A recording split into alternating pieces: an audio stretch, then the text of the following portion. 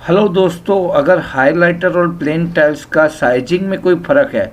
यहाँ पर हमारे हाइलाइट में बहुत बड़ी प्रॉब्लम है। एक तो वो राइट एंगल नहीं है और दूसरा वो बड़ा है। अगर छोटा होता तो हम इसे जॉइंट देके भी लगा सकते थे बड़ी आसानी से।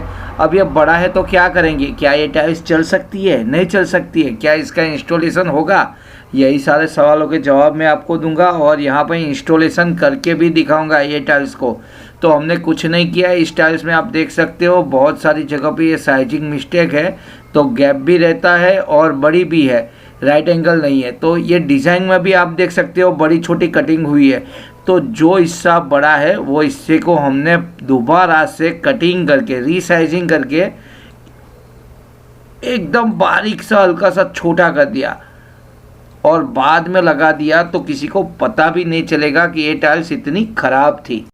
एक दूसरा प्रॉब्लम भी था जो मैं आपको सॉल्व करके दिखा रहा हूँ। तो ये टाइल्स आप देख सकते हो, हम कटिंग कर रहे हैं। इसमें एक पानी का नल का हमने कटिंग किया है। तो जो नल की पाइप थी, प्लम्बर ने वो पाइप दीवार से बहुत बाहर लगाई थी, तो टाइल्स इंस्टॉलेशन नहीं हो रही थी। आप देख सकते हो, ये बीच में से मैं हिला के दिखा रहा हूँ। तो इस तरह से हमें पाइप बहुत ही परेशान कर रही थी।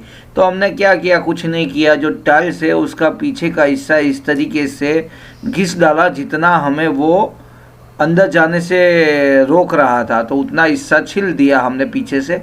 तो छिल लेने के बाद ये टाइल्स बड़े आराम से इंस्टॉलेशन हो गई। आप देख सकते हो इतनी बुरी तरीके से बाहर रखी थी, तो जिसकी वजह से टाइल्स इंस्टॉल नहीं हो रही थी। तो हमने इस तरीके से उसका रास्ता निकाल दिया। तो आप एक आइडिया ले सकते हो, अगर कभी आपको भी इस तरह की छोटी प्रॉब्लम होती है तो बड़ी आसानी से इस तरीके से सॉल्व कर सकते हो।